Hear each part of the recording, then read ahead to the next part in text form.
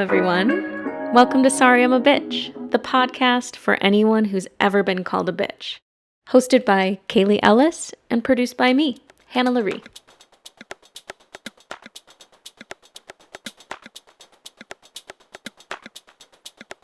Welcome to Sorry I'm a Bitch. I'm your host, Kaylee. Oh my God. I keep forgetting that Hannah's producer now and that it's just me out here on a rock alone. No. Well, today I have some financial advice for the girls and for the girls only. Let's get into it. My biggest piece of financial advice is who you marry is the biggest financial decision you will ever make in your life. It just is. It will not only affect you and your future, it will affect if you decide to have children, it'll affect their future. If you marry someone who doesn't have goals, doesn't aspire to be stable financially and comfortable, then you will never be stable financially or comfortable. I don't care how much money you make.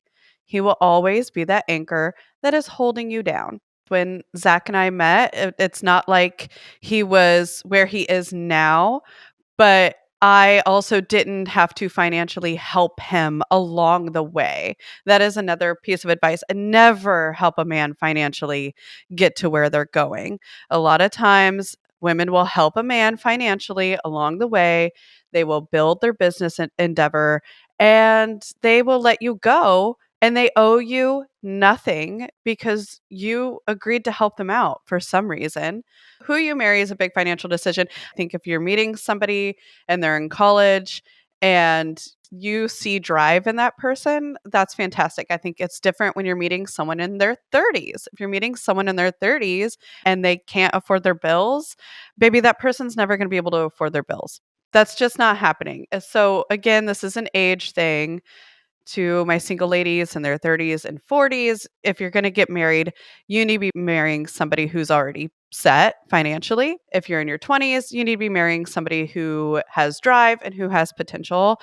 One of the biggest ways to tell this, if you are going out on a date with somebody and they don't pay for you. I've never paid for a man because why would I do that? So that's the least they can do. Again, understand that the bar is in hell for men. So don't put it further down for yourself. If he is not paying for your meal, no, that is the least he can do. He should be budgeting for dates. Don't take women out on dates if you can't budget to pay for their meal. That's ridiculous. And don't do that stupid shit where you pull out your card and pretend like you're going to pay. Stop it. We're not actresses. What's wrong with you? Put that shit back. Don't even touch your purse. Forget it. Keep it in the car. I don't give a shit. If he has to be washing dishes at the end of the date, then he's washing dishes at the end of the date, but you're not paying for shit. That's another piece of financial advice to get you ahead. Stop paying for dates. Don't pay for men. Oh, I had a guy ask me one time, can you give me gas money? Can you go to hell? Was my response. Yes. He was like, you live kind of far away. Can you give me gas money? I'm like, no. Gross. How about this? You come into my place and enjoy my air conditioner, pay my utility bills. See how stupid that sounds? You set the bar for your own standards. Men, if you want it to be 50-50, get out in the streets and march for women's rights. I mean, it's simple. Come on, what's wrong with you? And women, if you want to go 50-50 with your man, fine. But get your ass out in the street and march for women's rights. This one's kind of for the men. Investing in your marriage is cheaper than a divorce. If she likes flowers, it's cheaper to buy her flowers every once in a while than to get a divorce. If she likes a certain type of chocolate, it's cheaper to buy her that certain type of chocolate every once in a while than a divorce. Zach knows that I don't like to pump gas. So Zach always puts gas in the car. It's my favorite thing. It's not the thought that counts. For women, it's not the thought that counts. We would never get the wrong chocolate. Women know our people. We would go to another store. We would order it online. But men, because we have put the bar in hell, men think that it's the thought that counts. And then they go, well, I'm not going to go to another store and see if it's there. I'm just going to get this because it's the fucking thought that counts. No, it doesn't. Sorry. Inconvenience yourself. That's what counts, that you were inconvenienced, because I would inconvenience myself for you. The thought will never fucking count. The action counts. The thought will never count. This is for my single ladies. Have a roster. Where there is no ring, there is a roster. I think a lot of people invest time into one person at a time. No, you need a roster. Zach put a ring on my finger within 5 months. It depends on what your goals are. But at that time in my life, when I met Zach, my next relationship was going to end in marriage. That's not for everybody, but that is for my girlies who want to be in a wedding dress next year. Hannah would have a ring right now if she had a roster. If you want to buy something that's more than $50, now this is that's just the amount that I've set for myself. You can make whatever amount you want. But if it's more than $50, I have to wait a week. And then if I still want said thing, I still buy it. Like for instance, my air fryer crapped out. And because that's over $50, I have to wait a week and I haven't even thought about the air fryer. I have 2 ovens. I don't really need an air fryer. Now, there are things that I won't go cheap on. If it connects me to the ground, I will not go cheap on it. For instance, tennis shoes, or shoes of any kind, your bed, pillows, things in your car. Cars, I have a thing. I would never buy a luxury car. Girl, when I made the most money ever, I drove a little paid off Kia sedan. I had a boss one time. We walk out and I was like, hey, let me give you a ride. We walk up to my car and they go, that's hilarious. Where's your car? I go, this is my car. And they go, you drive clients around in this car? Yes, I do. You are my top producer. You make more money than anyone else in this entire brokerage. And this is what you drive. I said, yes. Zach and I have one car, a paid off car. Here's how I think about cars. If you have to make a car payment, so if you can't buy your car cash, because not everybody can. I would never have a car payment, but not everybody is in that position. Here's what you do. As soon as you pay off your car, you take that car payment and you keep putting that car payment into a high yield savings account. And you just keep doing that. And then by the time you need your next car, you already have all of that saved up. You can buy your next car cash. Don't have a car payment if you can. Don't have a car payment. I don't like to put money into things that depreciate. Okay. Be nice to staff everywhere you go. Why is this financial advice? Zach and I love people. So when we go out, we're always very, very nice. And a lot of times we will get hotel room upgrades, or the waiter will be like, man, everybody has treated me like shit today except for this table. And we'll get a free dessert or free drinks. This has happened so often. We used to have friends that would go out with us and we would get free shit for the table. And they'd be like, this only happens when we're out with you guys. It's because we're not treating the waiter like they're a piece of shit. There was a boss that accused me of stealing at a golf course that I worked at. I don't know how this was happening, but after my shift, liquor would go missing. And I was like, do you think I'm drinking it? Because I seriously didn't understand. I was like, I'm not an alcoholic. My dad's an alcoholic. At that time, I didn't drink. I was so afraid I was going to be an alcoholic. I was like crying and I was like, I promise you, I'm not drinking alcohol on the job. And he said, I don't think you're drinking it. I think that you're selling it, but pocketing the cash. And I was like, oh, no, I'm not. I swear. And he was like, but after every single one of your shifts, liquor's gone and the cash doesn't match. It really did look like I was stealing. But I got so pissed about it that I was like, oh, fuck you. I quit. I'm done. And he was like, that's fine because you were in here. I was going to fire you anyways. And he was like, you can come back tomorrow and give me your shirt. And I said, fuck you. And I took my shirt off and it just stood in his fucking office with my bra on. And I threw my shirt in his face and I walked out in the parking lot to my car in my fucking bra. What I think was going on was I think it was the girl who had the morning shift. I would always have the late night shift. And I think she was doing it. And then she would say after her shift, hey, there was liquor gone this morning. And I think that's how she was blaming it on me. And I would love to know if it continued to happen after I put my titties in his face and left. Okay, if you have to borrow money for it, you can't afford it. If you have to put it on a credit card, you can't afford it. Move on. Well, I'm not taking out a credit card to pay for medical bills. Sorry. You can send that shit to collections. What do you mean? I pay taxes. I just saw someone who had insurance and had to end up paying more because someone who didn't have insurance got a discount. But because they had insurance, they had to pay more. Send me to collections. I'll deal with collections. To me, the only acceptable debt is a mortgage, something that's going to appreciate. You're going to get equity in. And I think it's acceptable to take out a HELOC. A HELOC is a home equity line of credit.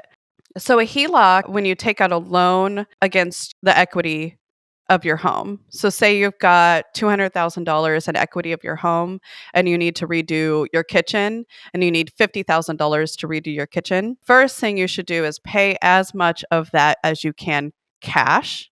Say you can't afford the last $20,000, take out a HELOC and then pay off that HELOC as quickly as you can. Think of it as like a credit card, but against your home. So normally has a lower interest. I think right now you'll probably get like a 7-8% interest on it.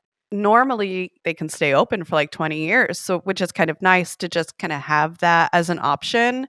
Say something goes wrong, like the pipes leading out to your house. A lot of people don't know this, but if they burst, that's not covered by insurance. It's very expensive. We got a quote on it, 20 something thousand dollars to redo them. And we will have to do it at some point because they're clay. So they're going to collapse. They're 120 something years old. So it's going to happen. We're going to have to do it. And it's nice to have the option of a HELOC. Again, if you can pay that $20,000 just full cash, that's the best way to go because then you don't have to worry about interest. The thing with the HELOC, though, from my understanding, if you miss payments, you lose your home. So don't take out a HELOC unless you're a very responsible person. Okay, think of what's most important to you, and then that's what you invest your money in. So I don't believe in you have to be frugal with everything.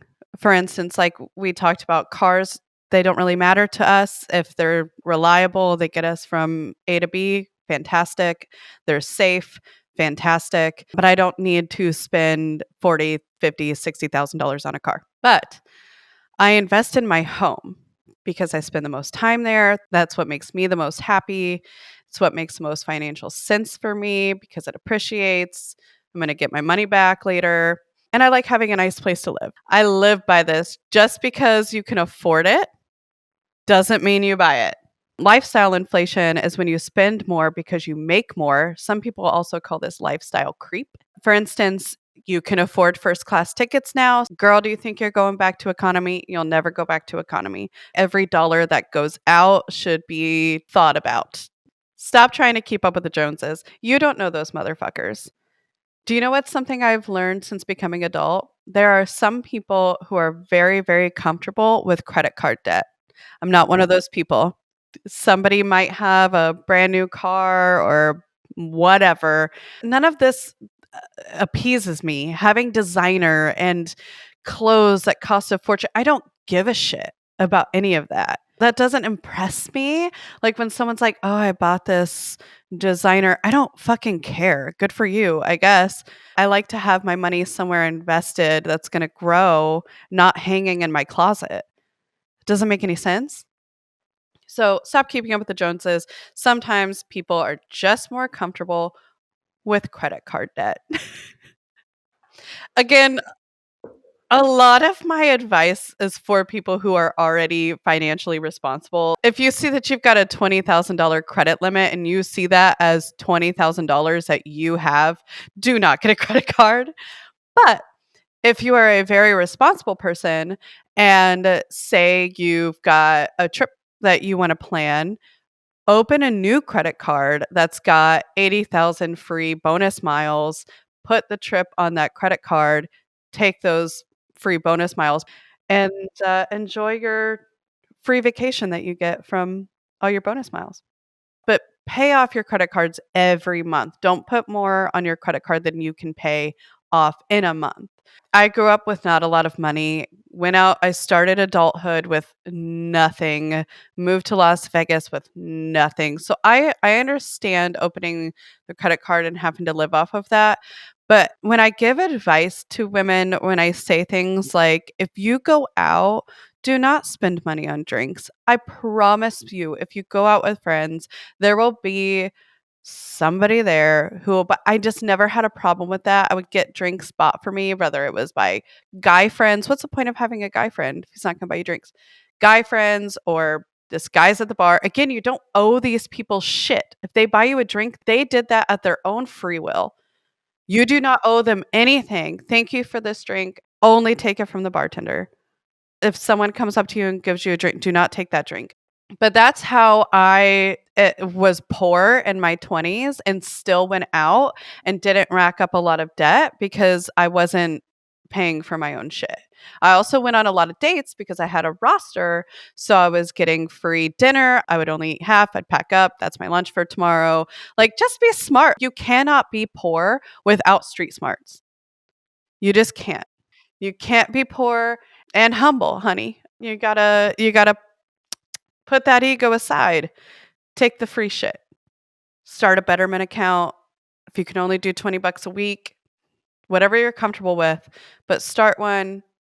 Invest where you can and save where you can. I don't care how much money I've ever made. I'm still grocery shopping on coupons. I'm a big fan of SoFi. They normally have the highest interest rates on their high yield savings accounts, which is nice. They make investing super easy, buying stocks super easy. I'm also a big fan of Capital One. For me, I think their bonus miles and stuff like that is the easiest to navigate. The biggest financial burden is a child.